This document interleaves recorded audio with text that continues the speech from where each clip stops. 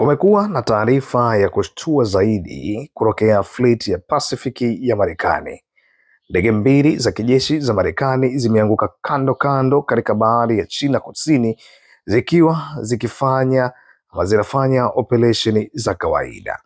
Kwa mujibu wa taarifa ya jeshi la wanamaji la Marekani, ajali hizo zimetokea kwa muda wa dakika 30 tu kati ya moja na nyingine.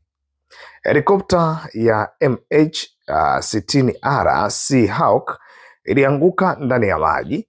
Ilikuwa ikifanya operesheni za kawaida kutoka kwenye meli kwenda meli kubwa ya ndege yaani USS Nimitz.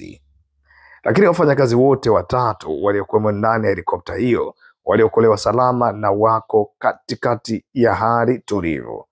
Lakini ndege ya kivita ya pili ilikuwa ni aina ya FA-18F Super Hornet pia ilianguka baharini.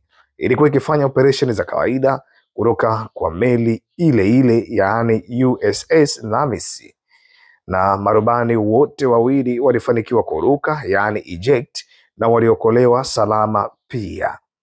Ajali hizi zinakuja wakati rais wa Marekani Donald Trump yupo katika ziara ya kidiplomasia katika kanda hiyo, ikiwa ni pamoja na mkutano wa rais wa China yaani Xi Jinping. Lakini jeshi la wanamaji la Marekani limethibitisha kwamba chanzo cha ajali zote mbili bado kinachunguzwa zaidi. Tukio hili linazua wasiwasi mkubwa kuhusu usalama wa operesheni za kijeshi za Marekani katika eneo hili lenye utata na mvutano wa kijiografia dhidi ya taifa la China.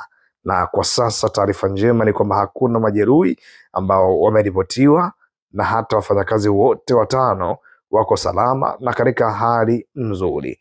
Nadhani katika hiki ni kitu ambacho kitenda kujenga umakini, kwa sababu rais wa Marekani anaelekea ukanda ule. Kwa hiyo ili kutengeneza taifa salama bila migogoro na ukinzani wa kidiplomasia katika mataifa mengi zaidi, inatakiwa iweze kuchunguza ili kujiepusha labda na jambo hili ambalo limehisiwa labda ingekuwa kuna changamoto kubwa mbeleni ingeweza kujitokeza, ila imeweza kujitokeza mapema na hatua stahiki zimeweza kuchukuliwa na hata hakuna majeruhi wowote mpaka hivi sasa.